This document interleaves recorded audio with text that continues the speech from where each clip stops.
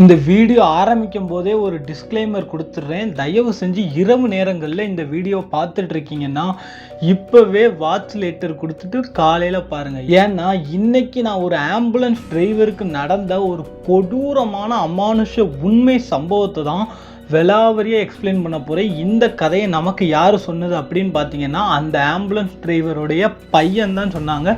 அந்த பையனோட பேர் தரணி. ஸோ இன்றைக்கி இந்த ஆம்புலன்ஸ் டிரைவருக்கு அப்படி என்ன ஆச்சு, அவர் என்ன பண்ணனால அவரோட வாழ்க்கையே தலைகீழ மாதிரி அவர் குடும்பமே ஒரு குலைஞ்ச நிலைமைக்கு போய் அதுக்கப்புறம் அந்த அமானுஷத்துலேருந்து எப்படி மீண்டு வந்தாங்க அப்படிங்கிறது தான் வெலாவரியாக நான் சொல்ல போகிறேன். கொஞ்சம் கூட உங்களுக்கு சுவாரஸ்யம் திகில்லாம் குறையாத அளவு இந்த கதையை நான் கொண்டு போகிறேன். நீங்கள் பண்ண வேண்டியதெல்லாம் ஒன்றே ஒன்று தான். இப்போ தான் இந்த ஃபேஸை ஃபஸ்ட் டைம் பார்க்குறீங்கன்னா என்னோட சேனலுக்கு போங்க. இதே மாதிரி நிறைய வீடியோ போட்டிருக்கேன், எல்லாத்தையும் பாருங்கள். உங்களுக்கு பிடிச்சிருந்தா மட்டும் சப்ஸ்கிரைப் பண்ணுங்கள். கூடிய சீக்கிரம் 1000 சப்ஸ்கிரைபர் அடிக்க போகிறோம். நீங்கள் நினச்சா சீக்கிரம் அடிச்சிடலாம். ஸோ பார்க்குற எல்லோரும் மறக்காமல் சப்ஸ்கிரைப் பண்ணிட்டு பாருங்கள். அது போக நீங்கள் எந்த ஊர்லேருந்து எந்த டைமில் இந்த வீடியோவை பார்க்குறீங்க அப்படிங்கிறத மறக்காமல் கமெண்ட் பாக்ஸில் சொல்லுங்கள். நீங்கள் கமெண்ட் பண்ணிங்கன்னா நம்ம வீடியோவில் இந்த வாராங்க பார்த்தீங்களா இவங்கள மாதிரி நீங்களும் வந்து ஷவுட் அவுட் வருவீங்க. நான் உங்களுக்கு ஷவுட் அவுட் கொடுப்பேன். என் வீடியோவில் நீங்கள் வர்றது வந்து உங்களுக்குலாம் இல்லைங்க, எனக்கு கமெண்ட் பண்ணுறீங்க அப்படிங்கிறதுனால ஒவ்வொரு கமெண்டையும் நான் ஒவ்வொரு வீடியோலையும் அழகாக காட்டுவேன். ஸோ நீங்களும் கமெண்ட் கொடுத்து எனக்கு ஆதரவு தெரிவிங்க. இதே மாதிரி இன்னும் நிறைய திகில் அமானுஷ உண்மை சம்பவங்கள்லாம் உங்கள்கிட்ட வந்து சேர்க்கறதுக்கு எனக்குமே யூஸ்ஃபுல்லாக இருக்கும். வாங்க அப்படி என்னதான் அந்த சம்பவத்தில் நடந்துச்சு அப்படிங்கிறத பார்க்கலாம். ஸோ நான் ஆரம்பத்தில் சொன்ன மாதிரியே இந்த கதையானது எங்கே நடக்குது அப்படின்னு பார்த்தீங்கன்னா தருமபுரியில் தாங்க நடக்குது. நம்ம தமிழ்நாட்டை சேர்ந்த தருமபுரிங்கிற ஒரு மாவட்டத்தில் நடந்த ஒரு உண்மை கதை தாங்க. இது யாருக்கு நடந்துச்சு அப்படின்னு பார்த்தீங்கன்னா ஆம்புலன்ஸ் டிரைவரான பேச்சிக்கு தாங்க நடந்துச்சு. அவர் பேர் வந்து பேச்சியப்பன், ஓகேவா? அவரோட பையன் தரணீஷ் தான் நமக்கு இந்த கதையை சொன்னார். இதே மாதிரி உங்களுக்கோ இல்லை உங்கள் குடும்பத்தில் உள்ளவங்களுக்கோ திகில் அமானுஷ உண்மை சம்பவங்கள்லாம் நடந்துருச்சுன்னா என்னுடைய இன்ஸ்டாகிராம் அண்ட் ஜிமெயில் எல்லாமே நான் கீழே டிஸ்கிரிப்ஷனில் கொடுத்துருக்கேன். மறக்காமல் என்னை வந்து கான்டாக்ட் பண்ணுங்கள். உங்களுடைய சம்பவத்தையும் சொல்லுங்கள், நானும் அதை நம்ம வீடியோவாக போடுறேன். நிறைய பேர் வந்து ப்ரோ நீ சொல்கிற கதெல்லாம் ஃபேக்கு ப்ரோ அப்படின்னு சொல்கிறீங்க. அப்படி நீங்கள் ஃபேக்குன்னு நினைக்கிறீங்கன்னா மறக்காமல் நம்ம சேனலை சப்ஸ்கிரைப் பண்ணுங்கள். நான் அடுத்தடுத்த வீடியோவில் அந்த சப்ஸ்கிரைபர் வாய்ஸ் மெசேஜை அனுப்புன அந்த வாய்ஸ் நோட்டையே நான் உங்களுக்கு காட்டுறேன், ஓகேவா? அப்படியாவது உண்மையா இல்லையான்னு நீங்கள் நம்புவீங்க. ஸோ இப்போ என்ன ஆச்சு அப்படின்னு பார்த்தீங்கன்னா, இப்போ பேச்சியப்பன் அப்படிங்கிறவங்க யாருன்னு பார்த்தீங்கன்னா ஒரு ஆம்புலன்ஸ் ஓட்டுறவருங்க. அவருடைய ஃபேமிலி வந்து ஒரு லோவர் மிடில் கிளாஸ்னே சொல்லலாம். அந்தளவு ஓரளவு அந்த ஒரு வருமானத்தை வச்சு வாழக்கூடிய ஒரு ஃபேமிலி. அதாவது அவர் மனைவி அது போக அவங்க பையன் 3 பேரும் தான் இந்த ஃபேமிலியில் இருப்பாங்க. இவருக்கு வந்து ஆம்புலன்ஸ் ஓட்டுறது தான் வேலையேங்க. ஸோ உங்களுக்கே தெரியும் ஆம்புலன்ஸ் ஓட்டுறவங்க எல்லாருமே ராவும் பகலுமா வந்து ஆம்புலன்ஸ் ஓட்டிக்கிட்டே இருக்கணும். ஏன்னா வந்து எப்போ நமக்கு கால் வரும்னு தெரியாது. எந்த மாதிரி சூழ்நிலையில் இருந்தாலும் பரவாயில்ல, நம்ம கால் வந்தால் நம்ம கண்டிப்பாக போயே ஆகணும். ஏன்னா உயிரை காப்பாற்றக்கூடிய ஒரு உண்மையான வேலை ஆம்புலன்ஸ் டிரைவருங்கிறது. ஸோ இவர் வந்து எனி டைமும் வந்து வீட்டுக்கு வந்து எப்போ வருவார் எப்போ போவார்னே சொல்ல முடியாது. ஏன்னா இவருக்கு டைம் கிடைக்கிற நேரம் தான் வருவார். மேக்ஸிமம் இவர் வந்து அந்த ஹாஸ்பிட்டலில் நைட்டு வேலை பார்க்குறனால அதிகாலையில் 4 மணி 5 மணி அந்த மாதிரி நேரங்களில் தான் இவர் வந்து வீட்டுக்கு வருவார். ஸோ இதே மாதிரி இருக்கும்போது தான் ஒரு நாள் என்ன ஆகுதுன்னு பார்த்தீங்கன்னா, ஒரு இரவு நேரத்தில் ஒரு பேஷண்ட்டை கொண்டு ஒரு இடத்துல கொண்டு விடணும். அதாவது என்னென்னா ஆல்ரெடி அங்கே அட்மிட் ஆகியிருப்பாங்க.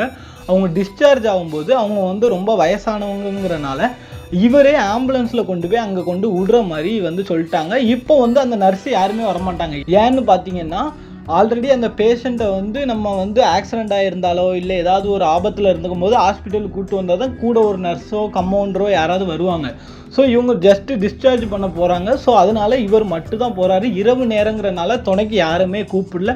யாரெல்லாம் போகிறாங்கன்னு பார்த்தீங்கன்னா அவர் ஆம்புலன்ஸ் ஓட்டுவார், பின்னாடி அந்த பேஷண்ட் பாட்டி, அதோட அந்த பாட்டியோட பையன் 3 பேரும் தாங்க அந்த இரவு நேரத்தில் போகிறாங்க. என்னது அப்படின்னு பார்த்தீங்கன்னா தருமபுரி அரசு மருத்துவமனை இருக்குது தெரியுமா, அந்த மருத்துவமனையிலேருந்து 20 கிலோமீட்டர் தள்ளி உள்ள ஒரு கிராமத்தில் தான் இந்த பாட்டியை வந்து கொண்டு போய் சேர்க்கணும். ஸோ என்ன பண்ணிட்டாரு இவர், அவங்க மனைவி கிட்ட ஃபோன் அடிச்சு நான் எப்படியும் வரதுக்கு லேட் ஆயிருமா, கதவை திறந்தே வச்சுக்கோ அப்படிங்கிற மாதிரி சொல்லிட்டாருங்க. ஸோ அவங்க மனைவியும் ஓகே அப்படின்னு சொல்லிட்டாங்க. பொதுவாகவே இவர் லேட்டாக வர்றதுனால அவங்க வீட்டில் எப்போவுமே கதவானது திறந்தே தான் இருக்கும். ஏன்னா இவர் வரும்போது தட்டிட்டு தூக்கத்தை கெடுக்கக்கூடாது அப்படிங்கிறனால இவர் வந்து எப்போவுமே கதவு திறந்து வச்சிருமா அப்படின்னு சொல்லிடுவாங்க. அவர் தங்கியிருக்க பகுதியுமே சேஃப்டியான பகுதி அப்படிங்கிறனால கதவு திறந்துருந்தாலும் பெரிய லெவலுக்கு எந்த ஒரு பாதிப்போ திருட்டு பயமோ கிடையாது. ஸோ இப்போ என்ன ஆகுதுன்னா இவங்க வந்து போகிறாங்க. போகும்போது என்ன ஆகுதுன்னா அந்த இடம் வந்து ரொம்பவுமே இருட்டாக இருக்குது. ஏன்னா அது ஒரு கிராமத்துக்கு போகிறாங்க, போகிற வழியில் மின் வசதி எதுவுமே இல்லை. ஏன்னா ஸ்ட்ரீட் லைட் எதுவுமே இல்லை. அந்த கிராமத்தில் ஒளி இருந்தாலும் போகிற வழியெல்லாம் ஸ்ட்ரீட் லைட் எதுவுமே இல்லை. அப்போ இவர் வந்து வண்டி ஓட்டிகிட்டு போயிட்டுருக்காரு, ஹெட்லைட்டை பயன்படுத்தி மட்டும் தான் போய்கிட்டே இருக்காரு.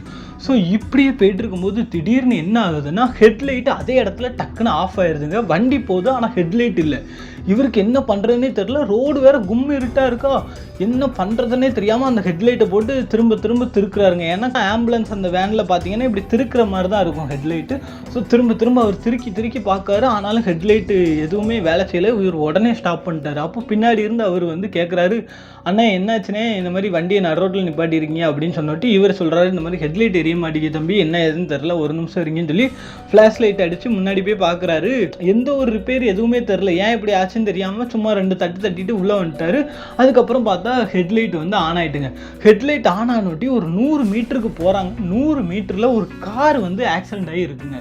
இவங்க எப்படின்னா, ஒரு வேப்ப மரம் இருக்குது, அந்த வேப்ப மரத்தில் ஒரு கார் ஆக்சிடென்ட் ஆகி இருக்குங்க. ஆக்சிடென்ட் ஆகி இருந்துட்டு இவருக்கு ஒன்றுமே ஓடல. ஐயோ எதுவும் ஆக்சிடெண்ட்டாக என்ன ஏதுன்னு தெரியலையே அப்படின்னு பார்த்தா ஆல்ரெடி ஆக்சிடென்ட் ஆகிருக்கும் தெரியுமா, அந்த கார் தாங்க அங்கே நிற்கிது. ஸோ அப்போ இவர் வந்து எதுவும் எமர்ஜென்சி இல்லை அப்படிங்கிற மாதிரி நினச்சிக்கிட்டு இவர் என்ன பண்ணிட்டாரு, கொண்டு போய் விட போயிட்டார். கொண்டு போய் அவங்களையும் விட்டாச்சு. அப்போ அவர் சொல்கிறாரு, அண்ணே இந்த ரோடு ரொம்ப டேஞ்சரான ரோடு, எங்கள் ஊர் ரோடு தான், ஒரு மாதிரி அங்கே பேய் பிசாஸ்லாம் இருக்குதுன்னு சொல்லுவாங்க, ஸோ நீங்கள் பார்த்து கவனமாக சூதானமாக போங்க அப்படின்னு சொல்கிறாங்க. சொன்னோட்டி இவருக்கு என்ன ஆகிட்டு, பேயாது ஒன்றாது அதெல்லாம் எனக்கு நம்பிக்கை இல்லை தம்பி, நான் பார்த்துக்கிறேன், நாங்கள் எத்தனை ரோட்டில் நைட்டு ஆம்புலன்ஸ் ஓட்டியிருக்கோம், எங்களுக்கு அதெல்லாம் தெரியும் அப்படிங்கிற மாதிரி சொல்லிட்டு இவர் ஆம்புலன்ஸில் ரிட்டன் வராருங்க. வந்துக்கிட்டே இருக்கும்போது என்ன ஆகுதுன்னா, அந்த கார் அடிபட்டு இருந்துச்சு தெரியுமா, அதாவது ஆக்சிடென்ட் ஆகிருந்துச்சு பாருங்கள் அந்த வேப்ப மரத்தில். அந்த மரத்துக்கிட்ட போனவட்டி இவருக்கு என்ன தோணுதுன்னா, போய் பார்ப்போம், எப்படி என்ன ஆக்சிடெண்ட் என்ன ஏதுன்னு தெரியலையே, போய் பார்ப்போம் அப்படிங்கிற மாதிரி சொல்லி போய் பார்க்கலான்னு முடிவு பண்ணுறாருங்க. ஆனால் இவர் மட்டும் அந்த நேரத்தில் போய் பார்க்காம இருந்திருந்தா இவ்வளோ பெரிய அமானுஷ்ய சம்பவத்தையே அவர் தவிர்த்துருக்கலாம். ஆனால் அவர் பண்ண ஒரு சின்ன தப்பு தான் இப்போ இவ்வளோ பெரிய வினையில் வந்து நிற்கிது. என்ன ஆச்சு அப்படின்னு பார்த்தீங்கன்னா, இவர் வந்து அந்த இடத்துல ஒரு 10 அடி தள்ளி ஆம்புலன்ஸை நிப்பாட்டிட்டாருங்க. நிப்பாட்டினோட்டி என்ன ஆகுது, இறங்கி வாராரு. இறங்கி வந்து அந்த வண்டிக்கிட்ட பார்க்குறாரு. வண்டிக்கிட்ட பார்க்கும்போது வண்டியில் வந்து ரத்த கரைகளாக இருக்குது. அதாவது ஆக்சிடென்ட் ஆகி அந்த பலூன் வெளியே வரும் தெரியுமா, பலூன் வெளியே வந்து அங்கங்கன்னு ரத்த கரைகளாக இருக்குது. இவர் அப்படியே வண்டியை சுற்றி முற்றி பார்க்காருங்க. சுற்றி முற்றி பார்த்தோட்டி அவ்வளோ நேரம் சும்மா இருந்தவருக்கு இப்போ தான் ஒரு கெட்ட எண்ணமானது வருதுங்க. என்னன்னா, அந்த வண்டியிலேருந்து ஏதாவது ஒன்று நம்ம ஆட்டையை போட்டுருவோம், ஏதாவது ஒன்று களவாண்டு விற்றுட்டா நமக்கு காசு ஏதாவது கிடைக்கும் அப்படிங்கிற மாதிரி ஒரு கெட்ட எண்ணம் வந்து இவருக்கு வருது. ஸோ அந்த வண்டியில் டார்ச் அடித்து வண்டி ஃபுல்லாக ஏதாவது இருக்கா அப்படிங்கிற மாதிரி செக் பண்ணிட்டே இருக்காருங்க. செக் பண்ணும்போது என்ன ஆகுதுன்னா, அந்த ஜாக்கி இருக்கும் தெரியுமா, அதாவது வண்டி பஞ்சர் ஆகிட்டுன்னா ஜாக்கி போட்டு மேலே தூக்கி டயர் மாற்றுவாங்க, அந்த ஜாக்கி கிடைக்கிது. அப்போ அந்த ஜாக்கியை வந்து நம்ம இரும்பு கடையில் போட்டாலே ஒரு நல்ல ரேட்டு போகும். ஸோ அந்த ஜாக்கியை எடுத்து வச்சுப்போம்னு சொல்லிட்டு ஜாக்கியை எடுத்து வைக்காரு. எடுத்து வச்சுட்டு தான் இவருக்கு இன்னொன்று ஞாபகம் வருது, ஸ்டெப்னியை விற்றுருவோம் அப்படின்னு யோசிச்சுட்டு ஸ்டெப்னி எங்கே இருக்குன்னு சொல்லி தேடி பார்க்குறாரு. இவர் வந்து என்ன நினச்சிட்டாருன்னா, ஸ்டெப்னி வந்து வண்டிக்கு கீழே வச்சுருப்பாங்க அப்படின்னு நினச்சிட்டாரு. ஆனால் புது மாடல் வண்டியில் நீங்கள் மேக்ஸிமம் பார்த்தீங்கன்னா கார் பேக் டோர் ஓப்பன் பண்ணி அந்த இடத்துல வந்து ஒரு இது இருக்கும், ஒரு பிளாஸ்டிக் இருக்கும். அந்த பிளாஸ்டிக்கை தூக்குனா உள்ள ஸ்டெப்னி இருக்கும். அது தெரியாமல் இவர் ஸ்டெப்னி கீழே இருக்கும்னு சொல்லிட்டு அப்படியே அந்த கார் ஆல்ரெடி ஆக்சிடென்ட் ஆகி ஒரு சைடாக தான் நிற்கிது. நிற்கும் போது என்ன ஆகுதுன்னா, இவர் அப்படியே கீழோடி போகிறாரு. கீழே போகும்போது என்ன ஆகுது, வாய்க்கிட்ட தான் டார்ச் வச்சுருக்காரு. கிட்ட போயிட்டு தான் கையில் எப்படி டார்ச் அடிக்காரு. டார்ச் அடித்து ஸ்டெப்னி இருக்கான்னு பார்க்குறாரு, ஸ்டெப்னியை காணும். அப்போ என்னென்னா, காருக்கோட டாப், அதாவது காரோட பாட்டமுக்கும் இவருக்கும் இவ்வளோ தான் கேப் இருக்கும். ஸோ என்ன பண்ணுறாரு, இப்படி பார்க்காரு, சரி திரும்பி போயிடுவோம், இங்கே ஸ்டெப்னி இல்லைன்னு சொல்லிட்டு அப்படி டார்ச்சை இப்படி தானே அடிப்பாங்க. அடிக்கும்போது இவர் காலானது வெளியே நீட்டி இருக்காருங்க.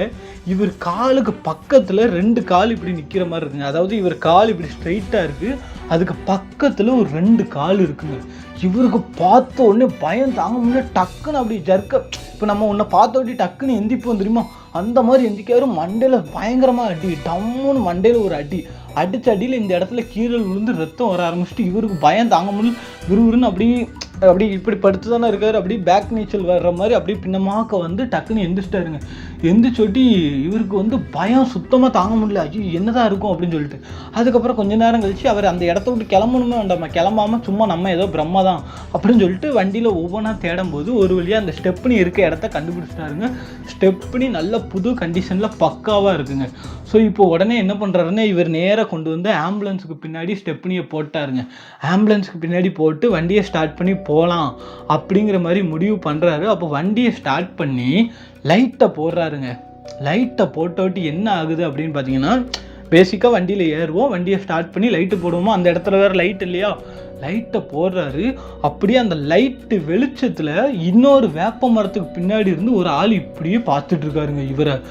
இப்போ நினச்சா கூட என்னால் அதை புல் அரிக்குதுங்க கை காலெலாம். ஏன்னா நீங்கள் யோசிச்சு பாருங்கள், நீங்கள் அந்த ராத்திரி டயத்தில் ஒரு விஷயத்தை, இந்த மாதிரி ஒரு தப்பான விஷயத்தை நீங்கள் பண்ணுறீங்க, பண்ணிட்டு வாரீங்க, ஸ்டெப்னியை தூக்கி வைக்கிறீங்க, வச்ச உடனே அந்த வண்டியை ஸ்டார்ட் பண்ணுறீங்க, ஒரு புளிய மரத்துக்கு பின்னாடி இருந்து இப்படி ஒரு தலை இப்படி எட்டி பார்த்தா எப்படி இருக்கும், அந்த மாதிரி யாரோ ஒரு ஆள் எட்டி பார்க்காங்க. இவருக்கு பயம் தாங்க முடியல. ஏன்னா அது ஒரு மனுஷன் மாதிரி தான் இருக்குது.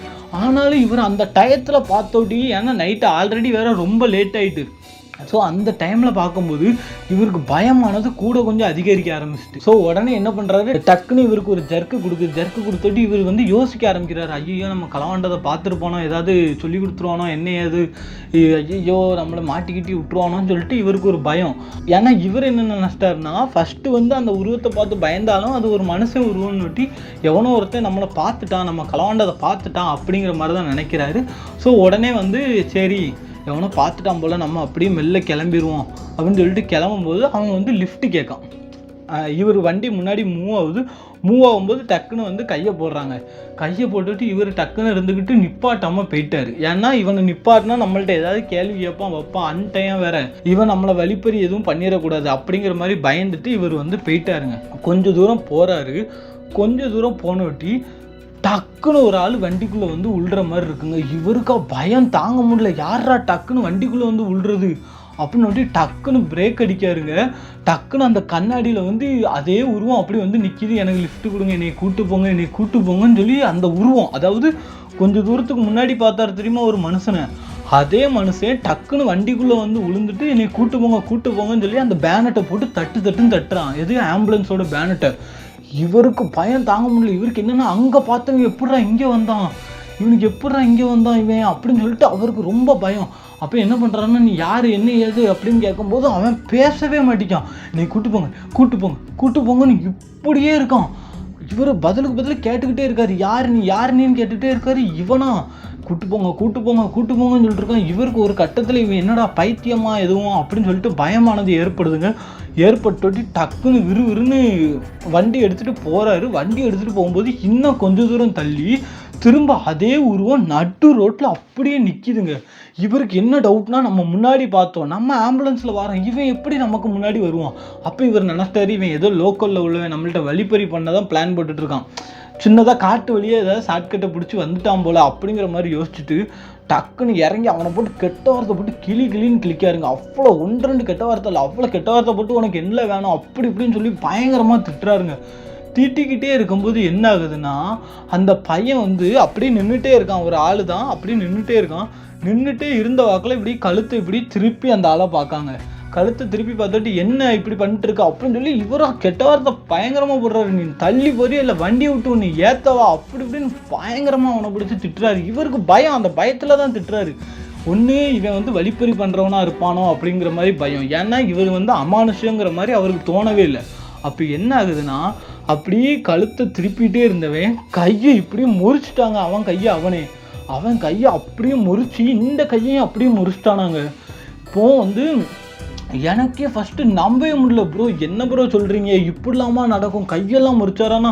ப்ரோ இதுக்கு மேலே இன்னும் நிறைய நடந்துச்சு ப்ரோ, இதெல்லாம் சொன்னால் நீங்கள் நம்பவே மாட்டீங்க. அந்த லெவலுக்கு எங்கள் அப்பா வாழ்க்கையில் நடந்து அது என் வாழ்க்கையும் பாதிச்சிச்சு. நான் ஃபுல்லாக சொல்கிறேன், நீங்கள் கேளுங்க அப்படின்னு சொன்னார். அதுக்கப்புறம் நானும் உங்களை மாதிரியே அதுக்கப்புறம் என்ன ஆச்சு அப்படிங்கிற மாதிரி கேட்க ஆரம்பித்தேன். 2 கையை இப்படியே முறிச்சிட்டு இப்படி கழுத்தை அப்படியே திருப்பிட்டாராங்க. இவங்க அப்பாவுக்கு பயம், நம்ம சப்ஸ்கிரைபரோட அப்பாவுக்கு. உடனே என்ன பண்ணுறாரு, வண்டி எடுத்துகிட்டு சர்ன்னு போகிறாரு. போகும்போது அந்த அவனை இடிக்கிற மாதிரி தானே போவார். இடிக்கும் போது கரெக்டாக என்ன ஆகுனா ஆளே காணும்னுட்டு இவன் அப்போ தான் தெரியுது இது ஏதோ ஒரு அமானுஷம் அப்படிங்கிற மாதிரி அவங்க அப்பாவுக்கு தெரிய வருது. ஆனாலுமே அவருக்கு அதில் நம்பிக்கை இல்லாதனால ஒரு மாதிரி அது ஒரு பிரம்மையோ அப்படிங்கிற மாதிரியே ஒரு மென்டாலிட்டியில் இருக்காருங்க. ஸோ இப்போ தான் என்ன பண்ணுறாரு அப்படின்னு பார்த்தீங்கன்னா, ஸ்ட்ரைட்டாக போகிற வழியில் ஆம்புலன்ஸ் டயர் பஞ்சர். இதை யாருமே எதிர்பார்த்துருக்க மாட்டீங்கல்ல, ஏன்னா நானும் எதிர்பார்க்கவே இல்லை. ஆம்புலன்ஸ் டயர் பஞ்சர் ஆகிட்டுங்க. பஞ்சர் ஆன உடனே இவருக்கு ஒன்றுமே ஓடலை. என்னடா இது அப்படின்னு சொல்லிட்டு ஸ்டெப்னி இருக்கான்னு பார்க்காரு. ஸ்டெப்னியே இல்லை ஆம்புலன்ஸில். ஏன்னா ஒரு பழைய ஆம்புலன்ஸ், கவர்மெண்ட் ஹாஸ்பிட்டல் ஆம்புலன்ஸ் எப்படி இருக்குன்னு உங்களுக்கே தெரியும். நான் சொல்லி தான் தெரியணுன்ட்டு இல்லை. அதுக்காக கவர்மெண்ட்டை நான் குறை சொல்ல உடனே கமெண்டில் வந்து சொல்லிடாதீங்க. 1-2 இடத்துல கொஞ்சம் அப்படி இப்படி தானே இருக்கும். ஸோ அங்கே வந்து ஸ்டெப்னி இல்லை. நைட் டயத்தில் யாருக்காவது கால் பண்ணி உதவிக்கு அழைக்கலாம் அப்படிங்கிற மாதிரி முடிவு பண்ணுறாரு. உடனே பார்த்தா கால் பண்ணுறாரு. யாருக்கு பண்ணுறாருன்னா அவருடைய ஃப்ரெண்ட்ஸு அந்த மாதிரி ஆட்களுக்கு பண்ணுறாரு. அவங்க சொல்கிறாங்க, மச்சான் அங்கே எங்கேயாவது இப்போதைக்கு படுத்துக்கோ, காலைல நான் வந்து பஞ்சர்காரன் யாரையாவது கூப்பிட்டு வந்து நம்ம வந்து சரி பண்ணி எடுத்துகிட்டு போயிடுவோம் அப்படிங்கிற மாதிரி சொல்கிறாரு. இவருக்கும் சரி நைட்டு என்ன பண்ணலாம் அப்படிங்கிற மாதிரி யோசிக்கும்போது ஆம்புலன்ஸை விட்டுட்டு கொஞ்சம் அங்கிட்டும் இங்கிட்டும் பார்க்காரு. ஒரு சர்ச்சு வந்து கண்ணுக்கு தெரியுதுங்க. அப்போது ஒரு சர்ச்சு தெரிஞ்சோட்டி, சர்ச்சு வந்து எப்படி இருக்கும், மேக்ஸிமம் ஒரு நல்ல படிக்கட்டு மாதிரி வச்சு கொஞ்சம் ஸ்பேஸ் விட்டு அதுக்குள்ளே சர்ச் இருக்கும். அந்த ஸ்பேஸில் ஏதாவது நம்ம இப்போதைக்கு படுத்து தூங்கினோட்டி மறுநாள் காலையில் எழுந்துச்சி போய்க்கலாம் அப்படிங்கிற மாதிரி சொல்கிறாருங்க. இவர் வந்து பேச்சியப்பன் ஹிந்து தான். ஆனாலும் சரி அங்கே வந்து ரொம்ப அவர் மதத்தை வந்து ஃபாலோ பண்ணாலுமே பிற மதங்கள் மேலேயுமே அவர் பற்றாதான் இருக்கார். இந்த மதம் பெருசாக அந்த மதம் பெருசாக அப்படி யோசிக்காமல் ஒரு நல்ல மனிதராக தான் இருக்கார். ஸோ சர்ச் இருக்கனால அந்த சர்ச்சில் போய் படுக்கலாம் அப்படிங்கிற மாதிரி முடிவு பண்ணிட்டு அந்த சர்ச்சுக்கிட்ட போகிறாருங்க. சர்ச்சுக்கிட்ட போனோட்டு என்ன பண்ணுறாருன்னா அப்படியே கொஞ்சம் நேரம் உட்கார்ந்தே இருக்கார். ஏன்னா உடனே போய் படுத்துட்டா யாராவது ஏதாவது வந்து குடிகாரன் அந்த மாதிரி யோசிச்சிடக்கூடாதுன்னு சொல்லிட்டு ஃபஸ்ட்டு அக்கம் பக்கம் பார்க்காரு. யாருமே இல்லை. அப்படியே மெல்ல தலையை சாய்க்காருங்க. தலையை சாய்ச்சிட்டு இருக்கும்போது என்ன ஆகுதுன்னா, திடீர்னு அம்மா அப்படின்னு ஒரு பயங்கரமான சவுண்டு கேட்டுவிட்டு இவருக்கு ஒன்றுமே ஓடலை. என்னடா திடுதுப்புன்னு சவுண்டு போடுது. அதாவது எப்படிப்பட்ட சவுண்டுனா, பைக் ஏதாவது ஆக்சிடென்ட் ஆகும் தெரியுமா, அந்த மாதிரி சவுண்டுங்க. இவருக்கு டக்குன்னு முழிப்பு வந்து எந்திரிச்சோட்டி என்னாச்சுன்னு கத்துனோட்டி கொஞ்ச நேரத்தில் அங்கேருந்து சவுண்டே இல்லை. இவருக்கு அந்த இடத்துக்கு போவதுக்கு பயம். என்னமோ சவுண்டு, நம்மளை யாரோ கூப்பிடுதாங்களோ அப்படின்னு சொல்லிட்டு இவருக்கு அந்த இடத்துக்கு போவதுக்கு பயம். இந்த சர்ச்சை விட்டே அவர் வரதுக்கு பயப்படுறாரு. அப்போ என்ன பண்ணுறாங்கன்னா, ஒரு புருஷன் பொண்டாட்டி 2 பேர் அந்த இடத்துக்கு நடந்து வராங்க. 2 பேர் நடந்து வந்தோட்டி, என்ன நீங்கள் இங்கே என்ன பண்ணுறீங்க அப்படிங்கிற மாதிரி கேட்குறாங்க. அப்படி கேட்டோட்டி அவர் சொல்கிறாரு, இந்த மாதிரி நான் வந்தேன், ஆம்புலன்ஸ் பஞ்சர் ஆகிருக்கு, அதனால இங்கே படுத்துருக்கேன், நீங்கள் யார் அப்படிங்கிற மாதிரி கேட்டோட்டி, நாங்கள் வந்து இந்த மாதிரி வெளியூர்லேருந்து வாரோம், நைட்டு தருமபுரி போயிட்டுருக்கோம், எங்கள் மாமியார் வீட்டுக்கு போயிட்டுருக்கோம். ஸோ இந்த டயத்தில் வந்தோம் பாருங்கள், டக்குன்னு நாய் குறுக்கால வந்துட்டு வண்டி ஸ்லிப் ஆகி ஆக்சிடென்ட் ஆகிட்டு. சரி அந்த ஆம்புலன்ஸு உங்களுக்குள்ளதுன்னு தானே சொல்கிறீங்க, நீங்கள் மட்டும் இங்கே இருக்கீங்க, ஏன் உங்கள் கூட உள்ளவர் ஏன் ஆம்புலன்ஸ்லேயே இருக்காருன்னு நொட்டி இவருக்கு பயம். கூட உள்ளவன் ஆம்புலன்ஸில் இருக்கானா, ஏன் கூட யாருமே இல்லையே, நீங்கள் யாரை சொல்கிறீங்க அப்படின்னு சொல்லிட்டு இவர் கேட்டோட்டி, ஏங்க நாங்கள் கீழே விழுந்தோட்டி அவர் தாங்க எங்களுக்கு தண்ணியெல்லாம் கொடுத்தாரு, உங்கள் ஆம்புலன்ஸில் அந்த மொதல் சீட்டில் தானங்க உட்காந்துருக்காருன்னு நொட்டி இவருக்கு இவ்வளோ நேரம் இருந்த பயம் உச்சத்துக்கு போயிட்டுங்க. ஏன்னா யாராக இருக்கும், நம்ம ஆம்புலன்ஸில் எதையாவது களவான்ட்டு போயிடுவாங்களோ, கவர்மெண்ட் ப்ராப்பர்ட்டி வேறு, கடைசியில் நம்ம மேலே பெரிய பிரச்சனை ஆயிரும்னு சொல்லிட்டு விறுவிறுன்னு ஆம்புலன்ஸுக்கிட்ட போகிறாரு. யாரோட தயவில் போகிறாருன்னா, இந்த புருஷன் பொண்டாட்டி 2 பேரும் வந்தாங்க தெரியுமா, அவங்க இருக்கிற தைரியத்தில் அப்படியே போகிறாரு. போய் பார்த்தா அந்த ஃப்ரண்ட் சீட்டில் உட்காந்துருந்தாங்கன்னு சொன்னாங்க தெரியுமா, ஆனால் பார்த்தா ஃப்ரண்ட் சீட்டில் யாருமே இல்லை. அப்போ நாங்கள் இங்கே தாங்க பார்த்தோம், அவர் தாங்க எங்களுக்கு தண்ணியெல்லாம் கொடுத்தாரு அப்படிங்கிற மாதிரி சொன்னோட்டி இவருக்கு வந்து ஃபஸ்ட்டு ஒரு பயம் இருந்தாலுமே ஓரளவு அமானுஷ்யம் திகில் ஏதாவது ஒன்று இருக்குமோ அப்படிங்கிற மாதிரி லேசாக டவுட் வருது. ஆனாலும் இல்லை, நம்ம மனப்பிரம்ம தான், சும்மா இவங்க ஏதாவது சொல்கிறாங்க அதெல்லாம் நம்ப வேண்டாம் அப்படின்னு சொல்லிட்டு, அதாவது அது உண்மையாகவே இருந்தாலும் அதை நம்ப வேண்டாம், அது பொய்ன்னு இவரை ஏமாற்றிக்கிட்டு இருக்காரு. ஸோ இப்போ என்ன ஆகுதுன்னா, அவங்க 2 பேருமே கிளம்பிட்டாங்க.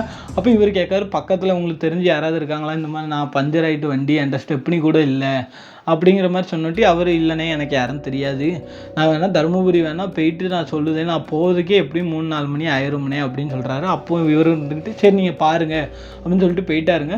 இப்போ என்ன ஆகுதுன்னா, இவர் திரும்ப போயிட்டு அவர் ஃப்ரெண்டுக்கு அடிக்காரு. அவர் தூக்க கலகத்தில் என்னடா அப்படின்னு நோட்டி, இங்கே கொஞ்சம் எனக்கு பயமாக இருக்குடா, கொஞ்சம் நிறைய அன்வான்ட் திங்ஸ்லாம் நடக்கிற மாதிரி இருக்குது, ஸோ தயவு செஞ்சு வந்து கூட்டு பேர் கோச்சிக்காம அப்படிங்காரு. நீ ஆம்புலன்ஸை விட்டுட்டு வர்றது சேஃப்டி கிடையாது, ஏன்னா இது கவர்மெண்ட் ப்ராப்பர்ட்டி, ஸோ நீ ஆம்புலன்ஸோடு தான் வரணும். நான் நாளைக்கு காலைல நானே பஞ்சர் கடைக்காரனை கூப்பிட்டு காலைல 6 மணிக்கெலாம் நான் வந்துடுறேன், ஸோ நீ எதுவும் ஃபீல் பண்ணாது, நீ இப்போதைக்கு எங்கேயாவது இரின்னு நோட்டி இவர் அந்த சர்ச்சுக்கிட்ட போய் படுத்துட்டாருங்க. படுத்து நல்லாவே தூங்கிட்டார். தூங்கினோட்டி கொஞ்சம் நேரம் கழித்து விடியவும் ஆரம்பிக்குது. ஒரு 6 மணிக்கிட்ட ஃபோன் வருது. ஃபோன் அடிச்சோட்டி, இந்த மாதிரி ஆம்புலன்ஸ் நிற்கிது, நீ எங்கே இருக்கன்னு நோட்டி, இந்த மாதிரி பக்கத்து சர்ச்சில் இருக்கேன்னு நோட்டி இவரும் அந்த அளவு அங்கே போயிட்டார். போனதுக்கப்புறம் பஞ்சர்காரங்க வந்து ஆம்புலன்ஸ் அதே இடத்துல வச்சு பஞ்சரையும் போட்டு அவர் ஃப்ரெண்டும் வந்து இவர் கூட ஆம்புலன்ஸ்லேயே ஏறிக்கிட்டார். ஏன்னா பஞ்சர்காரங்க அவங்க வண்டியில் வந்தாங்க, ஆம்புலன்ஸ்லேயே ஏறிக்கிட்டு விட்டு இவங்க ஃப்ரெண்டுக்கிட்ட வந்து இவர் ஆம்புலன்ஸில் போகும்போதே சொல்கிறாரு, மச்சான் இந்த மாதிரி நடந்துச்சு, நான் இந்த மாதிரி போனேன், எனக்கு கடைசியில் இந்த மாதிரிலாம் நடந்து அதாவது அந்த மொத்த கதையுமே சொன்னாங்க. நான் அதை திரும்ப இப்போ எக்ஸ்பிளைன் பண்ணி டைமை இழுக்க விரும்பலை. ஸோ அந்த என்ன நடந்துச்சோ அதை அவங்க ஃப்ரெண்டுக்கிட்ட அப்படியே சொல்கிறாங்க.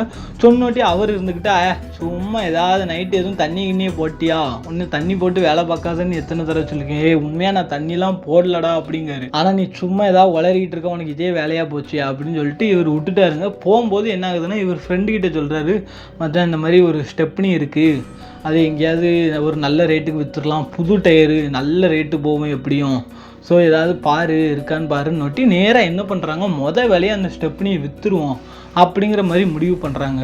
முடிவு பண்ணிவிட்டு என்ன ஆகுது, நேராக போகிறாங்க. போனதுக்கப்புறம் ஒரு கடைக்கு போகிறாங்க. அவங்க சொல்கிறாங்க, அண்ணே இப்போதைக்கு இதை வாங்கி போடுறதுக்கு என்கிட்ட காசு இல்லை, ஒரு பார்ட்டி ஏதாவது வந்தால் நான் சொல்கிறேன், அந்த டயத்தில் நம்ம மாற்றி விட்ருவோம்னே, ஸோ இப்போதைக்கு நம்ம கடையில் வச்சுட்டு ஏதாவது பார்ட்டி வந்தால் மாற்றி விட்டு உங்களுக்கு ரூபா தரேன் அப்படின்னு இவர் ஃப்ரெண்டுக்கு ஓகேன்னு தோணுது. ஆனால் பேச்சு என்ன சொல்கிறாருன்னா, இல்லை வேண்டாம், இவன் கடையில் வச்சா இவன் சைஸை விற்றுட்டு இவன் நம்மளை ஏமாற்றி போடுவான், நம்ம அது வரைக்கும் இல்லை இருக்கட்டும், நான் என் வீட்டிலே வச்சுக்கிறேன், நீ பார்ட்டி வந்தால் சொல்லு நான் பார்த்துக்கிறேன்னு சொல்லிட்டு இவர் நேராக வீட்டுக்கு போகிறாருங்க. அவன் மனைவி சொல்கிறாங்க, ஏங்க லேட் ஆகிட்டு அப்படி இப்படின்னு நோட்டி, இந்த மாதிரி போனண்டி வண்டி பஞ்சர் ஆகிட்டு அப்படிங்கிற மாதிரி மேல்டாப்பில் சொல்லிட்டாரு. நடந்த எல்லா விஷயத்தையுமே அவங்க மனைவிட்டையும் மகன்கிட்டையும் சொல்ல. அப்போ என்ன பண்ணுறாரு, ஸ்டெப்னியை கொண்டு போய் ஒரு ஓரமாக ஒரு இடத்துல வைக்கிறாருங்க. அதாவது ஒரு முக்கு இருக்கும் பாருங்கள், இப்போ வீடு இருக்குன்னா எனக்கு இந்த சைடில் ஒரு கார்னரில் ஒரு முக்கு இருக்குது, ஏன்னா அந்த முக்கை மேக்ஸிமம் யாரும் யூஸ் பண்ண மாட்டாங்க. ஸோ அந்த முக்கில் வந்து வைக்கிற மாதிரி ஸ்டெப்னியை கொண்டு போய் முக்கில் வச்சுட்டாரு. ஸோ இப்போ என்ன ஆகுது அப்படின்னு பார்த்தீங்கன்னா, இவர் வந்து வழக்கம் போல் அவருடைய வேலைகளை வந்து ஆரம்பிக்க ஸ்டார்ட் பண்ணுறாருங்க. அதாவது என்னது, ஆம்புலன்ஸ் டிரைவர் தானே, ஸோ பதிவாக ஆம்புலன்ஸ் ஓட்டிட்டு அப்படியே அவர் வேலையானது போய்கிட்டே இருக்குது. இப்போ என்ன ஆகுதுன்னு அப்படி பார்த்தீங்கன்னா, இவருடைய மனைவியும் மகனும் வந்து தனியாக தானே வீட்டில் இருப்பாங்க. அதாவது எப்படின்னா இரவு நேரங்களில் தனியாக தான் வீட்டில் இருப்பாங்க. ஏன்னா இவர் இரவு நேரங்களில் ஏதாவது எமர்ஜென்சி போயிட்டு ஒரு 4-5 மணிக்கு தான் வருவாரா. ஸோ இரவு நேரங்களில் அவங்க தனியாக தான் வீட்டில் இருப்பாங்க. இவங்க மகன் தூங்கிடுவாங்க. இவங்க மனைவிக்கு வந்து யாரோ ஒருத்தருடைய அழுகுரல் சவுண்டு கேட்டுக்கிட்டே இருக்குங்க வீட்டுக்குள்ளே. ஆனால் டக்குன்னு முழிச்சு ஏதாவது பார்த்தா அந்த சவுண்டு கேட்க மாட்டேங்குது. அப்போ இப்படியே கண்டினியூஸாக ஒரு 3-4 நாள் ஒரு அழுகுரல் சவுண்டு இவங்க மனைவிக்கு கேட்டுக்கிட்டே இருக்குது. அப்போ இவங்க மனைவி இருந்துட்டு யாராக இருக்கும், யார் இப்படி அழுறது நம்ம வீட்டில் அப்படின்னு சொல்லிட்டு இவங்க மனைவிக்குமே ரொம்பவுமே டவுட்டானது ஏற்படுது. இவங்க மனைவி ஒரு தொடர்நடுங்கினே சொல்லணுங்க. ஏன்னா சும்மா ஒரு பள்ளியை பார்த்தா கூட அந்த மாதிரி பயப்படுவாங்களாங்க நம்ம சப்ஸ்கிரைபருடைய அம்மா. ஸோ அவங்களுக்கு இந்த மாதிரி அழுகுற நைட்டு கேட்டுவிட்டு இவங்களுக்கு ரொம்பவுமே பயம் ஏற்பட்டு இவங்க மகன்கிட்ட வந்து, அதாவது நம்ம சப்ஸ்கிரைபர் கிட்ட வந்து சொல்கிறாங்க, தரணி எனக்கு இந்த மாதிரி நைட்டு அழுற சவுண்டு கேட்குதா, பயமாக இருக்குதான்னு. ஆமாம்மா நம்ம வீட்டில் பேய் இருக்குது அப்படி இப்படின்னு சொல்லி இவர் பயமுடுத்த ஆரம்பிச்சிட்டார். இவர் அம்மா தானே சும்மா ஏதோ சொல்கிறாங்கன்னு சொல்லிட்டு அம்மாவை பயமுடுத்த ஆரம்பிச்சிட்டாரு. இதானது தொடர்ச்சியாக இந்த அழுகுறலானது கேட்டுக்கிட்டே இருக்குங்க. அப்போ அவங்க மனைவி என்ன பண்ணுறாங்கன்னா, என்னங்க இந்த மாதிரி வீட்டில் இந்த மாதிரி சவுண்டு கேட்குது, என்ன ஏதுன்னு தெரிலங்க, பயமாக இருக்குது அப்படிங்கிற மாதிரி சொல்கிறாங்க. யார்கிட்ட சொல்கிறாங்க, நம்ம ஆம்புலன்ஸ் டிரைவர் பேச்சுக்கிட்ட சொல்கிறாங்க. அப்போ பேச்சு இருந்துக்கிட்டு உனக்கு சும்மா இதே ஒரு வேலையாக போச்சு அப்படிங்கிற மாதிரி சொல்லிட்டு விட்டுட்டாங்க. இதுக்கு நடுவில் என்ன ஆகுது அப்படின்னு பார்த்தீங்கன்னா, அந்த ஸ்டெப்னியவே மறந்தாச்சு. ஏன்னா அது நாட்கள் அப்படி உருண்டோட ஆரம்பிக்குது. அந்த ஒர்க் ஷாப்காரனும் வந்து யாருமே கான்டாக்ட் கொடுக்கல, இவருமே வந்து அதை மறந்துட்டார். அந்த இன்சிடென்ட், அந்த ஸ்டெப்னி விஷயத்தை எல்லாத்தையும் மறந்துட்டார். நாட்கள் போய்கிட்டே இருக்குது. டெய்லி அழுகுறலானது கேட்டுக்கிட்டே இருக்குது. அப்போ திடீர்னு இவங்க பகல் நேரத்தில், அதாவது அவங்க பையன் வந்து காலேஜ் போயிடுவாங்கல்ல, ஸோ பகல் நேரத்தில் என்ன ஆகுதுன்னா, அது என் பொருள் என்கிட்டயே கொடுத்துருங்க, அது என் பொருள் கொடுங்கன்னு அவங்க ஒய்ஃபோட காதுக்குள்ளே, அதாவது பேச்சியோட மனைவி காதுக்குள்ளே பயங்கரமாக கேட்டுக்கிட்டே இருக்கு. அப்போ அவங்க சும்மாவே ரொம்ப பயப்பட ஆரம்பிச்சிட்டாங்க. ரொம்ப பயமாகி வீட்டை விட்டே வெளியே வந்துட்டு பக்கத்து வீட்டுக்காரங்கெல்லாம் என்னன்னு கேட்கும்போது, இந்த மாதிரி எனக்கு வீட்டுக்குள்ளே ஒரு மாதிரி சத்தமாக கேட்குது, பயமாக இருக்குது அப்படி இப்படின்னு ஒட்டி பக்கத்து வீட்டுக்காரங்களும் வந்துவிட்டி அது ஒன்றுமே சவுண்டு எதுவுமே கேட்கல. அப்போ பக்கத்து வீட்டுக்காரங்க தான் 1ன்னா 9ன்றுவாங்கல்ல, இவ பேச்சு பொண்டாட்டிக்கு எதுவும் ஆயிட்டு, அவள் வந்து ஒரு மாதிரி பிரம்ம பிடிச்ச மாதிரி காலைல ஆனால் தெரிஞ்சிட்டு இருக்கா அப்படி இப்படின்னு சொல்லி இது வந்து பேச்சியப்பனுடைய காதுக்கே போகுது. அப்போ பேச்சியப்பன் இருந்துட்டு அவன் மனைவியை பயங்கரமாக திட்டுறாங்க. உனக்கு என்னடி அறிவே இல்லையடி, இப்படி ரோட்டில் போய் கேவலப்படுத்திட்டு இருக்க என்னைய, எல்லாரும் உன் மனைவி மெண்டல் ஆகிட்டா அப்படிங்கிற மாதிரி சொல்லிட்டு இருக்காங்க, உனக்கு அறிவே கிடையாதுன்னு பயங்கரமாக திட்டுறாங்க. அப்போ இவர் பையன் தரணீஷ் இருக்கார்ல, அவர் தான் இருந்துட்டு, அம்மா நீ எதுவும் இது பண்ணாதம்மா, ஒன்றும் இல்லைம்மா, கோயிலுக்கு ஏதாவது போய் சாமிக்குமே கும்பிட்டு வா, ஒன்றும் செய்யாது அப்படிங்கிற மாதிரி சொல்கிறாங்க. ஆனாலுமே பேச்சியோட மனைவிக்கு வந்து ஒரு மாதிரி ஒரு சங்கட்டம் பதட்டமாகவே இருக்குது வீட்டில். ஏன்னா திடீர்னு அழுகுற சவுண்டு கேட்குது, ஒரு மாதிரி வித்தியாசமான சவுண்ட்லாம் கேட்குது. ஸோ இப்படியே இருக்கும்போது ஒரு நாள் என்ன ஆகுது அப்படின்னு பார்த்தீங்கன்னா, நைட்டு 3:30 மணி இருக்கும் தெரியுமா? அந்த 3:30 மணிக்கு யாரோ கதவை திறந்து உள்ளே வர்ற மாதிரி இருக்குங்க. அப்பவும் பேச்சியோட மனைவி என்ன நினைக்காங்கன்னா, தன்னுடைய கணவர் தான் வந்து வேலையை முடிச்சுட்டு வராரு அப்படிங்கிற மாதிரி நினைக்காங்க. அதே மாதிரி கதவு யாரோ திறந்து உள்ள ரூமுக்குள்ளே யாரோ போகிற மாதிரி வரைக்கும் இவங்களுக்கு வந்து தெரியுது. சரி இவங்க தான் போகிறாங்கன்னு சொல்லிட்டு அப்படி திரும்பி படுத்துட்டாங்க. படுத்துட்டு திரும்ப என்ன ஆகுதுன்னா, ரொம்பவுமே பயங்கரமாக அழுகுறல் சவுண்டு கேட்குது. அழுகுறல் சவுண்டு எப்படி கேட்குதுன்னா, அழுதுகிட்டே என் பொருளை கொடுங்க அப்படின்னு சொல்லி யாரோ பயங்கரமாக அழுற மாதிரியான உண்மையான சத்தம் உங்களுக்கு கேட்குதுங்க. கேட்கும்போது இவங்களுக்கு என்னன்னு தெரில, டக்குன்னு எந்திரிச்சு யார் என்னன்னு போய் பார்ப்போம்னு சொல்லிட்டு பார்த்தா, ரூமை திறந்து பார்த்தா ரூமில் யாருமே இல்லை. அப்போ இவங்க யோசிக்காங்க, நம்ம ஹஸ்பண்டு தான் வந்தார்ல, பேச்சு அவர் வந்தார்ல, எங்கே போனார் அப்படின்னு சொல்லிட்டு வெளியே பார்க்காங்க. வெளியே அவர் பைக்கில் எதுவுமே இல்லை. அப்போ தான் தெரியுது வந்தது பேச்சே இல்லை. அப்போ யார் வந்தான்னு சொல்லிட்டு நைட்டோட நைட்டாக கத்தி கூப்பாடு போடுறாங்க. இவங்க பையனும் எந்திரிச்சு இவங்க என்னென்னா ஒரு முக்கில் சாஞ்சு பயமாக இருக்குது. ஏன்னா இவங்க ரொம்பவுமே பயந்த சுபாவம் உள்ளவங்க. ஸோ அவங்க மகன்கிட்டையும் சொல்கிறாங்க, எனக்கு பயமாக இருக்குன்னு. அவர் என்ன பண்ணுறாருன்னா, அம்மா எதுவும் இல்லைம்மா, சும்மா இருமா, ஃப்ரீயாக விடுமா அப்படின்னு சொல்லிட்டு தேத்திக்கிறாங்க. தண்ணி எடுத்து கொடுக்குறாங்க. இதாகல. அப்போ டக்குன்னு அந்த நேரம் பேச்சியும் வராரு வேலையை முடிச்சுட்டு. என்ன ஆச்சு வீட்டில் லைட்டெல்லாம் போட்டு என்ன பண்ணிருக்கீங்க அம்மாவும் பையனும் நோட்டி இவன் பையன் வந்து இப்படி எல்லாத்தையும் சொல்கிறான். பேச்சுக்கு பயங்கரமான கோவம். உனக்கு கொஞ்சம் கூட அறிவே கிடையாதா? பேயும் கிடையாது, பிசாசும் கிடையாது. சும்மா டெய்லி இது பண்ணிக்கிட்டு இருக்காத. எனக்கு உள்ள வேலையில் நானே வந்து நிம்மதியாக தூங்கலான்னு பார்த்தா உனக்கு இதான் வேலையா அப்படின்னு சொல்லி பயங்கரமாக திட்டுறாரு. திட்னோட்டி என்ன ஆகுதுன்னா, பேச்சியோட மனைவிக்கு வந்து சரியான கோவம் வந்துட்டு நீங்கள் ஒரு நாள் இருந்து பாருங்கள், வீட்டில் அந்த அழுகுறல் சவுண்டு கேட்கும் உங்களுக்கு அப்போ அப்படிங்கிற மாதிரி சொல்கிறாங்க. அப்போது நான் நாளைக்கு இதுக்காகவே நான் சீக்கிரம் வாரேன், வந்து வீட்டில் இருக்கேன், அப்படி என்ன சவுண்டு தான் கேட்குதுன்னு நானும் பார்க்கணும் அப்படிங்கிற மாதிரி சொன்னோட்டி இவர் ஹஸ்பண்டு வராங்க. 2 பேருமே முழிச்சு இருந்து நைட்டு பார்க்குறாங்க, ஏதாவது சவுண்டு கேட்குதா அப்படிங்கிற மாதிரி பார்க்குறாங்க. ஆனால் எந்த சவுண்டுமே கேட்கல. அப்போ பேச்சு பார்த்தியா ஒன்றும் இல்லை அப்படின்னு சொல்லிட்டு திட்டிட்டு அவர் படுத்துட்டாருங்க. படுத்த விட்டு என்ன ஆகுதுன்னா, கொஞ்ச நேரம் கழிச்சு அவங்க மனைவி வந்து பேச்சு எழுப்பி விட்றாங்க. எழுப்பி விட்டு என்னங்க என்ன அப்படிங்காங்க.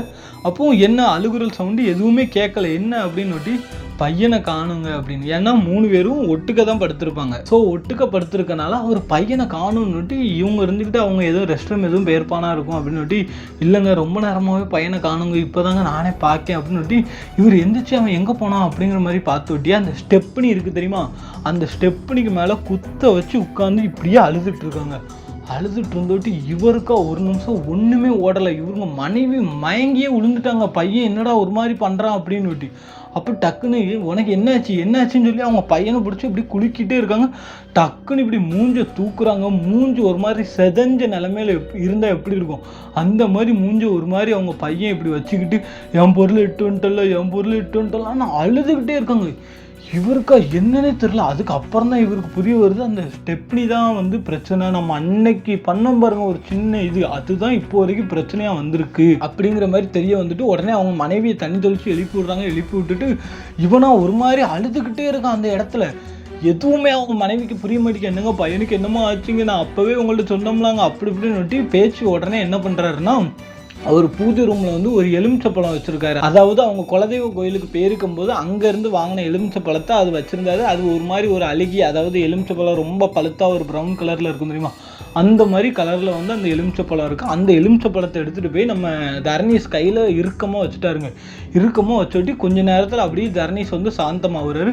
சாந்தமானோட்டி டக்குன்னு பட்டை எடுத்து நறுக்குன்னு போட்டாருங்க. பட்டை எடுத்து போட்டு அதே இடத்துல தர்ணீஸ் அப்படியே மெல்ல படுக்க வச்சுட்டாரு. இப்போ தான் தெரிய வருது, அந்த ஸ்டெப்னி எடுத்து அந்த இடத்துல ஒரு ஆத்மாவை இவர் பார்த்தாரு தெரியுமா, அந்த கை கால்லாம் ஒரு மாதிரி, அந்த ஆத்மாவாக தான் இருக்கும் அப்படிங்கிற மாதிரி நினச்சிக்கிட்டு அவர் பொண்டாட்டிக்கிட்ட நடந்த உண்மை எல்லாத்தையுமே சொல்கிறாரு. இந்த மாதிரி நான் ஒரு ஸ்டெப்னி எடுத்துகிட்டு வந்தேன், அதுலேருந்து தான் எனக்கு அந்த ஒரு மாதிரி ஒரு உருவம் தெரிஞ்சிச்சு. ஆனால் நான் அதை பெருசாக கண்டுக்கலை, ஜஸ்ட் அது வந்து வெறும் இல்யூஷன் மாதிரி தான் நினச்சேன். ஆனால் அது இப்படி உண்மையான உருவம்னு நான் நினைக்கவே இல்லை, அந்த ஆத்மாவாக தான் இருக்கும். இவ்வளோ நாள் நான் ஆத்மாங்கிற ஒன்றே நம்பலை, ஆனால் என் கண்ணால் அன்னைக்கு நான் பார்த்தும் நம்மள கடைசியில் நம்ம பையனுக்கே இப்படி ஆயிட்டுன்னு அவங்க மனைவி வந்து எப்போவுமே பதிவாக ஒரு கோயிலுக்கு போவாங்க. அந்த கோயிலில் உள்ள பூசாரி வந்து கூப்பிட்றாங்க, இந்த மாதிரி ஒரு நடந்துச்சு அப்படின்னு சொல்லிட்டு. அப்போ அந்த பூசாரி கிட்டேயுமே இவர் நடந்த விவரத்தை எல்லாத்தையும் சொல்கிறாரு. அன்னைக்கு நைட்டு இந்த மாதிரி ஆம்புலன்ஸ் ஓட்டிட்டு போனேன், அப்போ இந்த மாதிரிலாம் நடந்துச்சு, நைட்டு அந்த சர்ச்சில் தான் படுத்துட்டு மறுநாள் காலைல வந்தேன், அன்னையிலேருந்து இந்த ஸ்டெப்னி எங்கள் வீட்டில் தான் இருக்குது, அன்னையிலேருந்து தான் இவளும் வந்து ஒரு மாதிரியாகவே எல்லாமே சொன்னா, வீட்டில் அழுகுறல் கேட்குது, வீட்டில் ரொம்ப பயங்கரமான விஷயம்லாம் நடக்குது, யாரோ வந்து நம்ம பொருள்னு கத்துறாங்க அப்படிங்கிற மாதிரி நிறைய சொன்னான். ஆனால் நான் நம்பலை. இப்போ என் பையனே அந்த ஆத்மாவானது பொசஸ் பண்ணிட்டு, ஸோ இப்போ எனக்கு என்ன பண்ணனே தெரில சாமி அப்படிங்கிற மாதிரி சொன்னோட்டி சாமி சொல்கிறாரு, நீ அந்த பொருளை எடுத்தது தப்பு. நீ அடுத்தவங்களுக்குள்ள பொருள், அதுவும் ஒரு அமானுஷ ஆத்மாவாக இருக்கிற ஒருத்தங்களோட பொருளை வந்து நீ எடுத்தது தப்பு. இதுக்கு ஒரே பரிகாரம், நீ எந்த இடத்துல அந்த பொருளை எடுத்தியோ அந்த இடத்துக்கு போய் ஒரு பூஜையை போட்டுருவோம் அப்படிங்கிற மாதிரி சொன்னோட்டி எல்லாரும் சேர்ந்து போகிறாங்க. எந்த இடத்துக்கு அந்த கார் ஆக்சிடென்ட் ஆச்சு தெரியுமா, அந்த இடத்துக்கு போகிறாங்க. அந்த இடத்துக்கு போனோட்டி என்ன ஆகுது அப்படின்னு பார்த்தீங்கன்னா, அந்த கார் அங்கே இல்லை. ஏன்னா அது ஆக்சிடென்ட் ஆன காரு போலீஸ் அப்ரூவ் படுத்தியிருப்பாங்களா, ஸோ அப்ரூவ் படுத்திட்டாங்க. அந்த இடம் மட்டும்தான் அப்படியே இருக்குது. அந்த இடத்துல போய் பூஜை போடுறாங்க. பூஜை போட்டுக்கிட்டு இருக்கும்போதே ஆல்ரெடி ஆத்மா யாருக்குள்ளே இருக்குது, அவர் பையனுக்குள்ளே இருக்குல்ல, அவருக்கு பையன் உடம்புக்குள்ளே திரும்ப ஆத்மா வந்து பயங்கரமாக இதாக ஆரம்பிச்சிட்டு இதாகி நான் போகமாட்டேன்னு சொல்லுது. அப்போ இவர் இருந்துக்கிட்டு உன் பொருளை நான் தெரியாமல் எடுத்துட்டேன், நான் இனிமேல் எந்த பொருளுக்கு ஆசைப்பட மாட்டேன், தயவு செஞ்சு என் பையன் உடம்பு விட்டு போயிரு, என் பையன் தான் எங்களுக்கு எல்லாமே, தயவு செஞ்சு அவன் உடம்பு விட்டு போயிருன்னு சொல்லி கெஞ்சி கேட்குறாரு. கெஞ்சி கேட்டோட்டி அவர் அந்த ஆத்மா என்ன சொல்லுதுன்னா, நான் என் குடும்பத்தை பார்க்கணும், நான் என் மனைவியை பார்க்கணும் அப்படின்னு சொல்லுது. அப்போ யார் என்னன்னு கேட்டோட்டி அவங்கள்ட்ட விசாரிச்சுட்டு அவங்க மனைவியை போய் பார்க்கறதுக்கு இவங்க போகிறாங்க. அப்போ அவங்க மனைவி யாருன்னு பார்த்தீங்கன்னா ஒரு கை குழந்தைய வச்சுட்டு இருக்காங்க. ஏன்னா அவங்க மனைவி வந்து கை குழந்தை பிரசவத்தை முடிச்சுட்டு இவர் வர்ற வழியில தான் ஆக்சிடென்ட் ஆகி இறந்துட்டாருங்க. ஸோ விதவ குளத்தில் கை குழந்தையோட இருக்காங்க. இப்போ பேச்சு அந்த ஆத்மாவோட மனைவியை பார்த்தோட்டி இந்த மாதிரி உன்னுடைய கணவன் வந்து இப்படி இருக்கான் அப்படின்னு ஒட்டி உடனே என்ன பண்ணுறாங்கன்னா, அவங்க சொந்தக்காரங்கள்லாம் இருக்காங்க தெரியுமா, அவன் இறந்துட்டாங்கிற கவலையில் நாங்கள் இருக்கோம், நீ என்னன்னா அவனோட ஆத்மா அது இதுன்னு சொல்லி கூட கொஞ்சம் கஷ்டப்படுத்திட்டேன்னு சொல்லி பேச்சியை போட்டு பயங்கரமாக அடிக்காருங்க. அடிச்சோட்டி பின்னாடியே யார் வந்துட்டா, பேச்சியோட மனைவி, அதுக்கப்புறம் அவங்க பையன் வந்துட்டாங்க. பையன் வந்தோட்டி பையன் அந்த இடத்துக்குள்ளே வந்தோட்டி அவனுக்குள்ளே அந்த ஆத்மாவானது பூந்துட்டு ஆமாம் உண்மைதான், நான் தான் வந்திருக்கேன் அப்படிங்கிற மாதிரி அவங்க பையன் சொன்னோட்டி இவங்க எல்லாருமே பயங்கரமாக அழ ஆரம்பிச்சிட்டாங்க. முக்கியமாக அந்த கை குழந்தைய வச்சுருக்க அவருடைய மனைவி வந்து பயங்கரமாக அழுதுட்டாங்க. நான் இந்த மாதிரி காரில் வந்து எனக்கு ஆக்சிடென்ட் ஆகி இதாகிட்டேன், என்னால் நீ ரொம்ப கஷ்டப்படுவ அப்படிங்கிற மாதிரி சொன்னோட்டி அவங்க யார் அந்த இறந்தவரோட அண்ணன் தம்பிக்கிட்டலாம் என்ன சொல்கிறாருன்னா, என்னுடைய சொத்து பகுதியை எப்படியாவது இவளுக்கு கொடுத்துருங்க அப்படிங்கிற மாதிரி சொன்னோட்டி அவங்க அண்ணன் தம்பிலாம் என்ன சொல்கிறாங்கன்னா, அண்ணே நீ இறந்ததுலேயே நான் வந்து ரொம்ப கஷ்டத்தில் இருக்கோம், அது எப்படின்னே அண்ணியை நாங்கள் விட்டுருவோம், அதெல்லாம் நல்லா பார்த்துப்போம்னே, சொத்து எல்லாமே கொடுத்துருவோம்னே, நீ தயவு செஞ்சு கவலைப்படாதனே நோட்டி அதுக்கப்புறம் அந்த ஆத்மா யாருக்கிட்ட பேச்சியப்பன் அவர் மனைவி கிட்டலாம் மன்னிப்பு கேட்டுட்டு அவங்களுக்கு நன்றி சொல்லிட்டு அந்த ஆத்மா அந்த இடத்த விட்டு போச்சு. அதுக்கப்புறம் பேச்சியப்பன் இருந்துக்கிட்டு இவர் பையனை கூட்டு கோயிலுக்கு போய் அங்கே பூஜையை போட்டு அந்த ஸ்டெப்னியை கொண்டு போய் இவங்ககிட்டயே யாருக்கிட்ட அந்த அவங்க வீடு இருக்குது தெரியுமா, அவங்க வீட்டிலேயே கொண்டு போய் இது பண்ணிட்டாரு. அப்போ தான் அவங்க சொல்கிறாங்க, இந்த மாதிரி அவங்க ஆத்மாலாம் போயிட்டுல, இது எதுக்கு இனிமேல் எங்களுக்கு அப்படிங்கிற மாதிரி சொன்னிட்டு அவர் சொல்கிறாங்க, நான் அடுத்தவங்க பொருளை ஆசைப்பட்டனால தான் இப்போ என்னுடைய வாழ்க்கை இப்படி நில குலைஞ்சி கொடூரமாக மாறி இருக்கு. ஸோ இனிமேல் நான் அடுத்தவங்க பொருளுக்கு ஆசைப்படவே மாட்டேன், அவர் பொருளை நான் எடுத்தேன், அதுக்கான பின் விளைவுகளை நான் அனுபவிச்சிட்டேன், இது என்னதான் இருந்தாலும் உங்கள் பொருள் நீங்களே வச்சுக்கோங்க அப்படின்னு சொல்லிட்டு அவர் வீட்டிலேயே கொண்டு போய் அந்த ஸ்டெப்னியை கொடுத்துட்டு வந்துட்டார். நீங்கள் நல்லா யோசிச்சு பாருங்கள், ஒரு சின்ன விஷயம், அதாவது தப்பு தான், ஆனால் அதை கூட இது வெறும் சின்ன தப்பு தானே அப்படின்னு நினச்சி அவர் பண்ண ஒரு சின்ன தப்பு அவர் வாழ்க்கையை, அவர் பையனுடைய வாழ்க்கையை எப்படி மாற்றிருக்கு பாருங்கள். இப்போவும் இவர் அதை பெருசாக கண்டுக்காமல் சாமியார்கிட்டலாம் போகாமல் இருந்திருந்தா இன்னமும் அவங்க குடும்பமே சீர்குலைஞ்சு சின்னாபின்னமாயிருக்குங்க. இதுதான் உண்மை. ஸோ இதுக்கப்புறம் அவர் எந்த பொருள் மேலேயுமே ஆசைப்படாமல் அடிக்கடி அந்த குழந்தையும் போய் பார்க்குறாருங்க. யார் அந்த ஆத்மாவோட குழந்தை இருக்கும் தெரியுமா, அதையும் போய் ஃபேமிலியோட அடிக்கடி பார்க்குறாங்க, வைக்கிறாங்க. அவங்க ஃபேமிலி கூடயுமே நல்லா கனெக்ட் ஆகிட்டாங்க.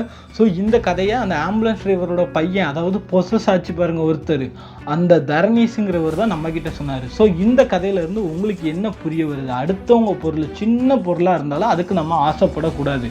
அதுதான் இந்த கதையிலேருந்து நான் கற்றுக்கிட்டேன். அவருமே என்கிட்ட சொன்னது ஒன்றே ஒன்று தான் ப்ரோ, அடுத்தவங்க பொருளுக்கு மட்டும் என்றைக்குமே ஆசைப்படக்கூடாது ப்ரோ, அது எந்த ரூபத்துலையாவது நம்மளை வந்து கெட்டதாக்கிரும்.